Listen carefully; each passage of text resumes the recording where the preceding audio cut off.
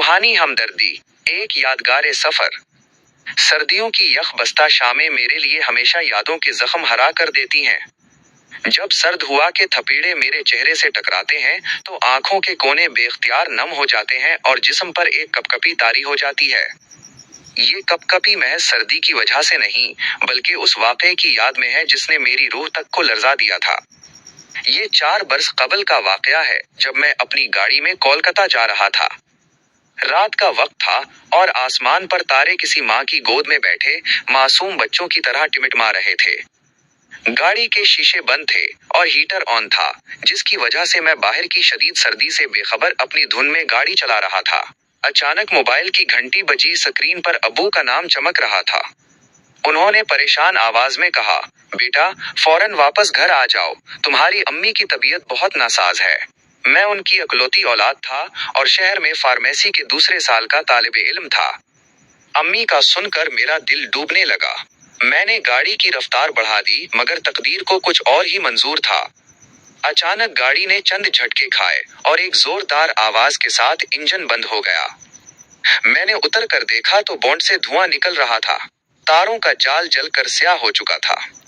मैं मैकेनिकल कामों से बिल्कुल नावाकिफ था। सड़क सुनसान थी और सर्दी हड्डियों में उतर रही थी। मायूसी में मैंने बोंट गिरा दिया। तभी सामने की पहाड़ी से एक मध्यम सी रोशनी नमूदार हुई जो आहिस्ता आहिस्ता मेरी तरफ बढ़ रही थी।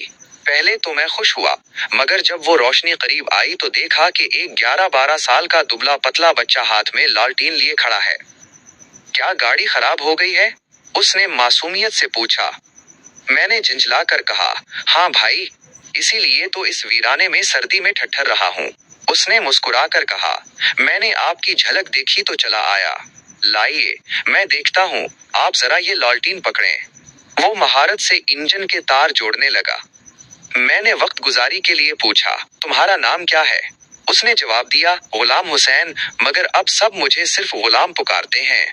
मैं ऊपर पहाड़ी के इस पार एक गिराज में काम करता हूँ। मैंने पूछा, क्या तुम स्कूल नहीं जाते?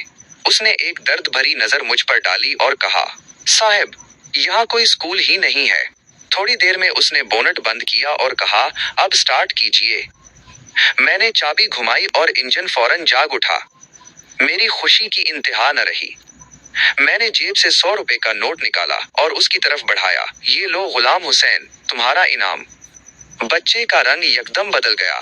उसने नजरें झुकाकर नहीफ आवाज में कहा, शुक्रिया जनाब। मैंने तो ये काम इंसानी हमदर्दी के तहत किया है, पैसों के लिए नहीं। मैं उसके खुलूस पर दंग रह गया। मैंने बस इतना कहा, मेरी अम्मी बीमार हैं, उनके लिए दुआ करना। उसने मुस्कुरा कर कहा, अल्लाह उन्हें सेहत दे, और वो अंधेरे में गायब हो गया। मैं बखैरियत घर पहुंचा और हैरत अंगेज तौर पर अम्मी की तबीयत भी ठीक हो गई। 1 हफ्ते बाद जब मैं दोबारा उसी रास्ते से गुजर रहा था तो मेरा दिल चाहा कि उस बच्चे से मिलकर उसे कुछ तोहफा दूं। मैं पहाड़ी पर चढ़ा। वहां चंद घर थे, मगर उनसे जरा पहले एक छोटी सी पुरानी कब्र बनी थी। मैंने कुतबे पर नजर डाली तो मेरे पैरों तले से जमीन निकल गई। कुतबे पर लिखा था, गुलाम हुसैन, मोटर मैकेनिक, वफात 1990, रात 12 बजे। वो बच्चा 20 साल पहले वफात पा चुका था। मेरे जहन में एक भौचाल आ गया। वो लड़का जो मेरी मदद को आया, जिसने हमदर्दी का सबक दिया, वो इस दुनिया का था ही नहीं। आज भी जब सर्द हुआ चलती है तो मुझे उस नन्हे गुलाम हुसैन का वो जुमला याद आता है कि हमदर्दी किसी सिले की मोहताज नहीं होती। वो शायद आज भी उस पहाड़ी पर किसी मजबूर मुसाफिर की राह तक रहा होगा।